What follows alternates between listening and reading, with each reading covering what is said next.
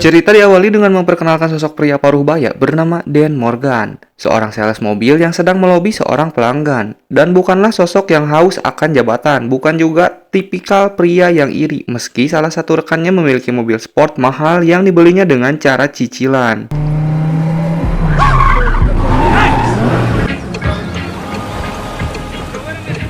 Hari ini adalah hari jadi pernikahan Dan yang ke-25. Ia sudah menyiapkan sebuah hadiah berupa bunga. Dia bernama Jessica, istri Dan yang pertama sekaligus terakhir untuk selama-lamanya. Ada Nina, si kakak, Kyle, si adik, dan Max, si bungsu. Mereka adalah keluarga kecil bahagia yang tidak pernah mengeluh meski tak jarang terjadi keributan kecil antara Kyle dan Nina yang diberi tugas untuk mengasuh.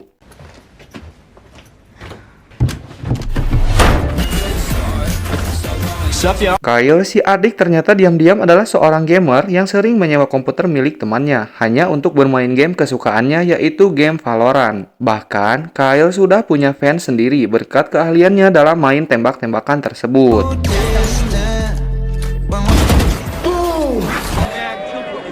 Untuk merayakan hari jadi mereka, Dan dan Jessica pun pergi ke pasar malam untuk naik roller coaster, mengenang masa muda mereka sekaligus tanggal jadian yang jatuh tepat pada bulan Desember. Yang tepat saat keduanya selesai muter-muter, ada beberapa pemuda yang sepertinya tergabung dalam kelompok gangster mengambil foto Dan dan Jessica sedang berciuman dari jarak beberapa meter. Sehingga Dan yang tidak terima privasinya diganggu pun langsung emosi, minta fotonya dihapus. Tetapi malah seperti ini jadinya. Ingin rasanya Dan menghajar pemuda polontong ini, di mana Jessica yang tak ingin terjadi keributan pun meminta suaminya untuk pergi dan jangan diladeni, yang karena Dan bukanlah orang yang terlalu pemberani. Ia pun menuruti permintaan Jessica yang mengajaknya pergi meninggalkan tempat ini. Bye, Dan. Insiden barusan membuat Dan menjadi kepikiran, sebegitu lemahkah diriku. Tidak punya harga diri untuk melawan pembuli. Dan yang sadar sudah jadi bapak-bapak pun tak punya pilihan lain selain hidup normal tanpa perlawanan dan tanpa aksi yang memicu adrenalin. New record. Dibandingkan suaminya, Jessica nyatanya lebih peduli terhadap perlindungan diri. Itulah yang menjadi alasan Jessica ikut kelas boxing, yang di situ ia tak sengaja mendapatkan teman baru sesama ibu-ibu bernama Gwen, yang langsung akrab ngobrol di hari pertama berkenalan. Thank you. Tepat di saat bersamaan, Dan justru terlihat melakukan tugas belanja bersama si bungsu. Ia nampak mencurigai seorang pembeli yang terus mengikutinya dari tadi, di mana momen ini akan menjadi momen pengakuan jati diri Dan yang sesungguhnya.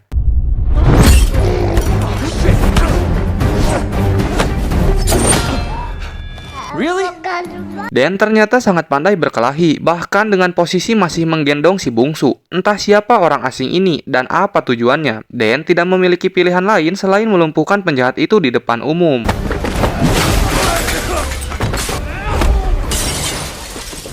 Dari sini, hodam dan sifat aslinya Dan pun seketika berubah dari seorang bapak-bapak komplek yang kalem menjadi sosok brutal yang terburu-buru. Masih belum diketahui siapa Dan sebenarnya dan bagaimana asal-usulnya, tapi yang pasti ia harus secepatnya pergi membawa keluarganya sejauh mungkin setelah penyamarannya berhasil terbongkar. From here on in. Scene pun beralih pada pria bernama Coki. Ia orang yang mengetahui jati diri dan sekaligus orang yang memiliki skill untuk membuatkan identitas palsu, di mana Dan meminta Coki untuk membuatkan paspor dan identitas palsu untuk dirinya dan keluarga. Lalu, tunggu di Las Vegas sampai dia dan keluarganya tiba di sana. Meet me in Vegas in 3 days.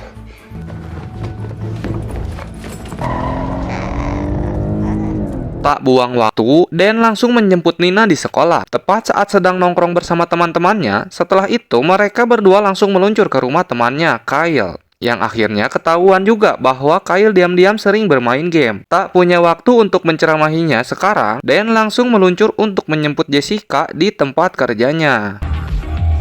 I can explain. Get in the car. Setibanya di lokasi, Jessica yang kebetulan seorang terapis pun diminta untuk izin pulang dengan alasan Dan ingin mengajak keluarganya liburan ke Las Vegas. Yang tepat saat mereka semua pergi, ada seorang pria bernama, kita panggil saja Freddy, yang sepertinya adalah salah satu orang dari pihak yang sedang memburu Dan saat ini. Disinilah kita akan diperlihatkan dengan momen menarik ketika Dan berusaha menghindari kejaran si Freddy bertampang ketus, sekaligus harus meredam kecurigaan keluarganya yang terus-menerus bertanya-tanya tentang kenapa kok kamu tiba-tiba melakukan manuver-manuver edan seperti Fast and Furious, di mana Dan beralasan bahwa dirinya memang sedang mencoba meniru gaya Dominic Toretto yang selalu memasang muka serius. Sadar mobilnya telah dipasang alat pelacak, Dan pun membawa keluarganya ke tempat servis di showroom mobil tepatnya bekerja. Ia mengangkat mobilnya tinggi-tinggi dengan alasan ingin mengecek persiapan perjalanan panjang. Yang ketika alat pelacaknya berhasil ditemukan, Dan pun buru-buru menghampiri rekan kerjanya yang selalu mengendarai mobil sport mewah dan memperkenalkan alat pelacak pada mobilnya untuk mengecoh para pemburu tersebut.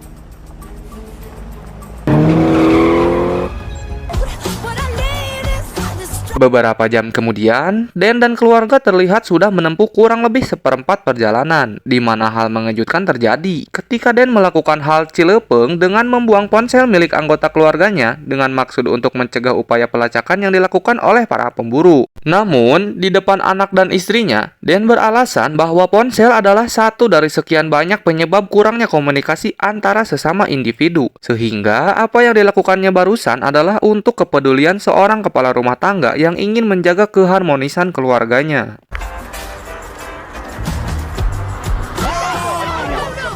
Beralih ke rumah dan keluarga yang didatangi oleh para pemburu, untuk pertama kalinya kita akan berkenalan dengan sosok bernama Milikidi, yang merupakan pimpinan atau bos dari kelompok tentara bayaran yang biasa menerima pekerjaan rahasia dari pemerintah. Di mana Dan adalah salah satu anak buah terbaik Milikidi yang memilih untuk berhenti dan memulai hidup sebagai orang biasa.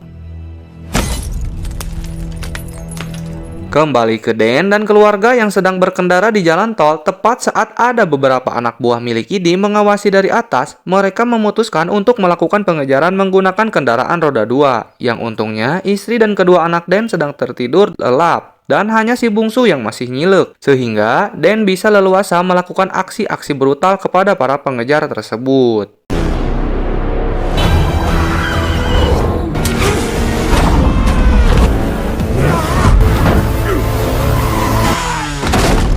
Tiba di sebuah kota bernama Iowa, yang kebetulan merupakan kota tempat universitas favorit Nina berada, sekaligus kampus tempat pacarnya Nina kuliah juga di sana. Dan yang butuh istirahat dan tempat bersembunyi sementara pun setuju dengan ajakan Nina untuk mengunjungi kampus tersebut. Yang setibanya di sana, kebetulan ada semacam perayaan yang diisi dengan acara minum bir dan berpesta-pesta. Yang dimana Jessica sempat digoda oleh salah satu mahasiswa yang mengajaknya minum bir tanpa tahu jika Jessica adalah seorang ibu yang sedang menggendong bayi alias sudah anakan. Hey, sexy, you want me to show you how to do a keg stand?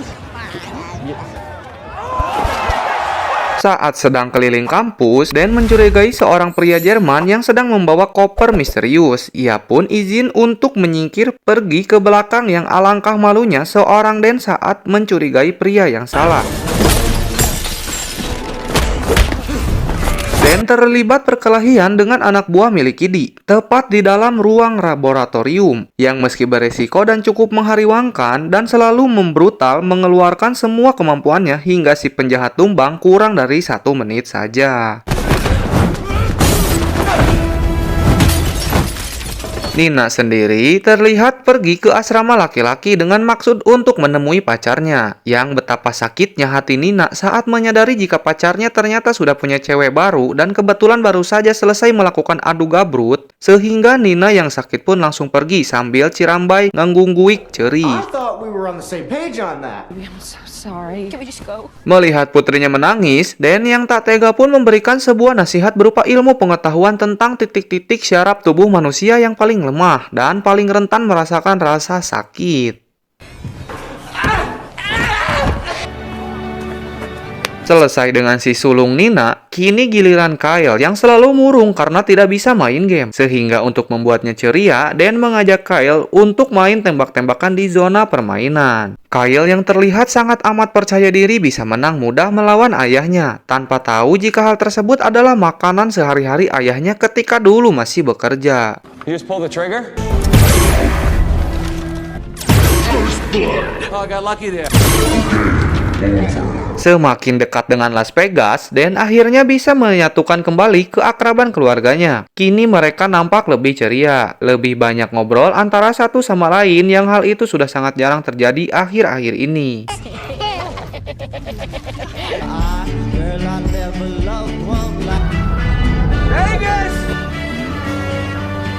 Tiba di Las Vegas, mereka langsung menginap di salah satu kamar hotel mewah yang sebelumnya sudah dipesan. Sementara Dan, ia langsung menemui Coki di bar hotel untuk mengambil paspor dan KTP yang sudah selesai dibuat. Tak hanya itu saja, Coki juga sudah menyiapkan pesawat yang akan terbang esok pagi menuju kota baru tempat Dan dan keluarga akan memulai hidup baru. Sehingga untuk malam ini, Dan dipersilahkan untuk menikmati malam terakhirnya sebagai Dan Morgan. Try to get out of Vegas or something, huh? I promise nothing. Dan Jessica pun berencana pergi ke kasino, sementara anak-anak disuruh untuk beristirahat di kamar sambil menonton Dede Inoen mukbang. Yang tepat setelah kedua orang tuanya pergi, Nina dan Kyle yang ingin happy-happy pun nekat pergi keluar, membawa si bungsu untuk melihat keramaian kota Las Vegas ini. Mereka pun pergi ke sebuah acara e-sport yang kebetulan sosok Kyle rupanya sudah tidak asing lagi bagi para gamers di sana. Bahkan, Kyle diminta untuk tampil pada pertandingan yang sedang berlangsung saat itu. Team Valkyrie! Take a seat, Killboy.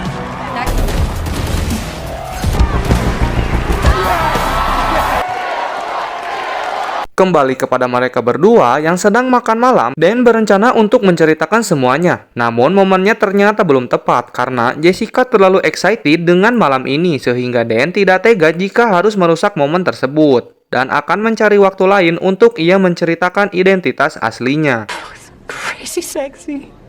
Why does that... Selesai makan malam, keduanya pun bermain judi di salah satu kasino, di mana Dan yang khawatir dengan anak-anak pun memutuskan untuk menelpon kamar. Namun karena tidak ada yang mengangkat, ia dan Jessica pun segera kembali ke kamar untuk memastikan mereka masih ada di sana. Oh, Jess, wait. Setibanya di kamar, Jessica melihat anak-anak sudah tertidur, padahal itu hanyalah bantal dan guling yang ditutup dengan selimut. Jessica yang sedang horny pun meminta Dan untuk tunggu di luar, sementara ia akan bersiap-siap. Yang tepat saat Jessica sedang memutar musik romantis, dengan asap dudurukan muncullah laser merah yang tepat mengarah ke si Dan, dan tiba-tiba...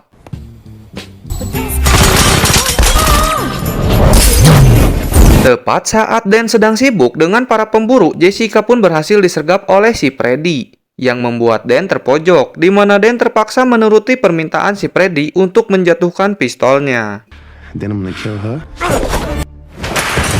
Selesai dengan para pemburu, Dan dan Jessica pun harus mencari anak-anak setelah menyadari mereka tidak ada di kamarnya. Yang setelah beberapa saat berkeliling, tibalah mereka di acara e-sport dan langsung mengajak mereka untuk segera pergi dari tempat ini. Time for this, okay? We need to get out of Di saat itu, muncullah salah satu agen wanita yang menyerang mereka, di mana Dan terpaksa memperlihatkan aksi-aksi brutalnya tepat di depan keluarganya dan meminta mereka untuk diam dulu, nanti Dan jelaskan. Oh, we gotta go. Go, let's go. Setelah berhasil mengalahkan dua agen barusan, Dan dan keluarga terlihat sudah berada di hotel lain. Di sini, Dan menjelaskan siapa dirinya, siapa yang mengajarkannya, dan apa rencananya untuk kedepannya. Berharap hal ini bisa membuat istri dan anaknya mengerti, mereka justru marah besar dan kecewa dengan Dan yang sudah tega membohongi mereka semua selama ini. Thanks, Dad. Kyle, come back.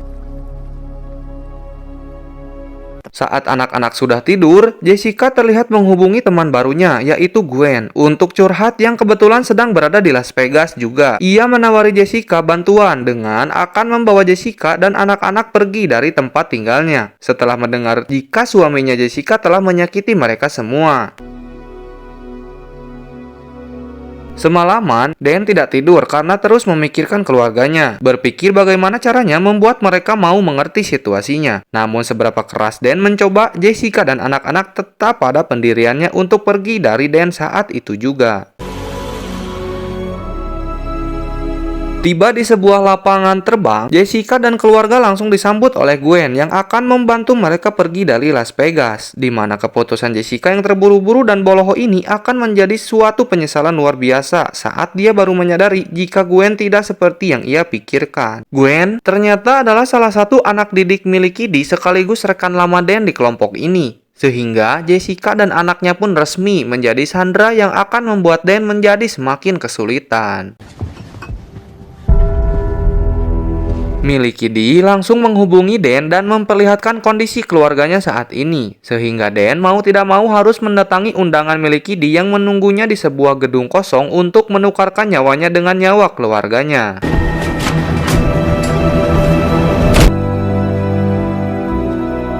Setibanya di lokasi, untuk pertama kalinya setelah sekian tahun Dan akhirnya ketemu lagi dengan sosok milik Kiddy yang ternyata adalah ayah kandungnya Dan.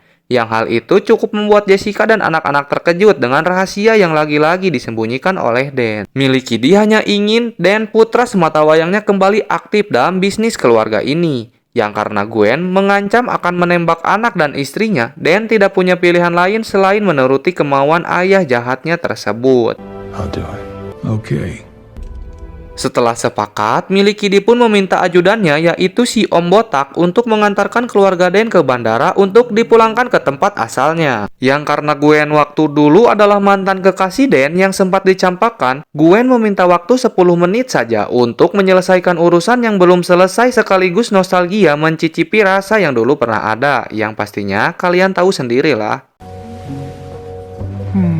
Better. Jessica dan anak-anak sendiri terlihat sedang berada di lift sama si Om Botak. Alih-alih kecewa kepada sang ayah, mereka justru malah berbalik simpati dengan segala pengorbanan yang ia telah lakukan termasuk hari ini. Sehingga Jessica yang tak ingin suaminya kembali ke jalan yang salah pun sepakat untuk kembali dan menyelamatkan ayahnya dari kelompok pembunuh ini. Gonna happen. I have a wife. Dan alangkah terkejutnya mereka semua ketika melihat Dan sedang ditumpahkan oleh Gwen, di mana Dan langsung menggunakan jurus kodok mati menahan napas tepat di titik sarafnya sehingga Gwen langsung melondoy pingsan. Vulcan neck pinch. Kyushujutsu. Di sana juga masih ada satu anak buah milik Kiddy yaitu si hacker yang kebetulan ngefans kepada Kyle yang seorang gamer handal sehingga alih-alih akan melawan si hacker justru kooperatif menyerahkan diri termasuk menunjukkan drone canggih miliknya. Menyadari Om Botak gak datang-datang, milik Kiddy meminta anak buahnya untuk kembali ke dalam gedung sehingga Dan berencana untuk menghadapi mereka semua dengan bantuan Kyle yang akan menjadi mata kedua menggunakan drone milik si hacker.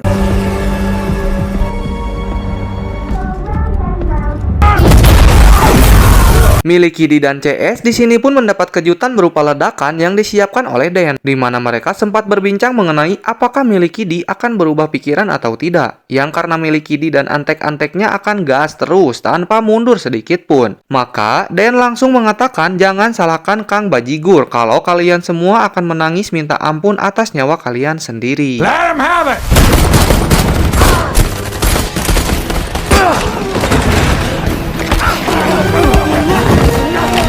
Tepat di saat bersamaan, Jessica dan anak-anak terlihat baru sampai di atap gedung sesuai perintah dari Dan yang meminta mereka untuk tunggu di sana sampai selesai. Di mana lift tiba-tiba menyala dan pertanda ada seseorang yang sedang naik ke atas, yang ternyata adalah Gwen yang sudah bangun dari pingsannya. Sehingga berbekal sepucuk pistol yang diberikan Dan, Jessica pun langsung mengambil posisi. Harap dimaklum, Jessica hanyalah wanita biasa yang tidak punya taktik, sehingga ketika pelurunya habis, barulah Gwen muncul untuk melakukan adu jotos, yang karena 1 bulan terakhir ini, Jessica rutin latihan boxing, ia pun dengan percaya diri bisa menang melawan si Gwen.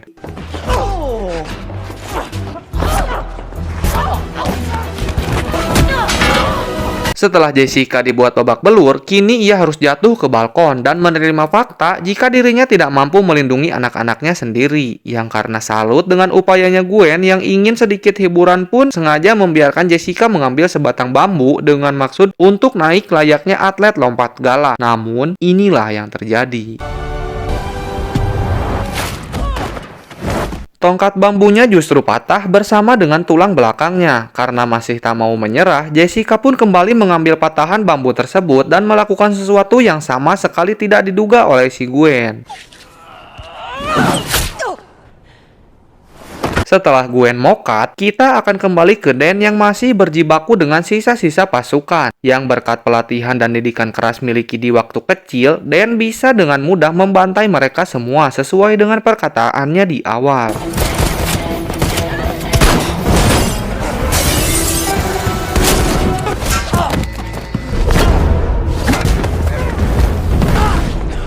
Pada akhirnya, Dan harus berada pada posisi terdesak ketika Melikidi jauh lebih berpengalaman dibandingkan putranya. Yang tepat saat Dan akan dibunuh, muncullah keluarganya yang datang untuk menolong. Mereka tidak menolong dengan kekerasan, namun menolong menggunakan mulut dan omongan, di mana Nina mencoba untuk berpidato sederhana dan mengatakan jika mereka sudah memaafkan semua kebohongan Dan selama ini. Ia akhirnya bisa mengambil hikmah dari kejadian ini, salah satunya bisa bertemu dengan kakek mereka yaitu Melikidi. Nina ingin agar mereka melanjutkan semua ini sebagai keluarga. Kalau di sini Nina pikir pidatonya akan membuat Melikidi simpati, maka ia sudah salah besar. Tetapi Melikidi justru jauh lebih salah ketika ia malah mendengar pidato tidak berfaedah, karena inilah yang terjadi. Layaknya film-film konvensional pada umumnya, saat momen menegangkan telah usai, barulah pihak berwajib datang dengan maksud untuk melerai. Tapi mereka nyatanya kurang gercep dan kurang lihai, karena para penjahat sudah keburu habis dibantai. Setelah semua beres, Melikidi pun langsung dibawa ke Mabes dan harus mengakui semua kejahatannya di depan pers. Sementara Dan akhirnya alih profesi menjadi owner sebuah perusahaan jasa keamanan dengan Coki sebagai salah satu karyawan. Sementara Kyle, ia diperbolehkan main game Valorant, bahkan diberikan komputer spek dewa rata kanan untuk setiap game. Yang mana harga komputer itu seharga motor sport yang kalau dipakai saat panas gak kehujanan dan kalau hujan gak kepanasan, cok. Di akhir film, Dan akhirnya bisa mendapatkan kehidupan yang diinginkannya setelah melewati banyak momen buruk dalam hidupnya. Dan film pun tamat. Pesan yang bisa kita ambil dari film ini adalah ingatlah bagaimanapun keadaanmu tetap semangat. Karena sesusah apapun hidup ini, selama masih bisa wow sehari 3 kali mah alhamdulillah ya coy ya. Saya IA mewakili jajaran tim yang bertugas mengucapkan terima kasih dan jangan lupa untuk subscribe, like, and comment channel ini seedan-edannya agar kalian tidak ketinggalan update video terbaru dari kami. Sekian dan terima kasih with hatur nuhun.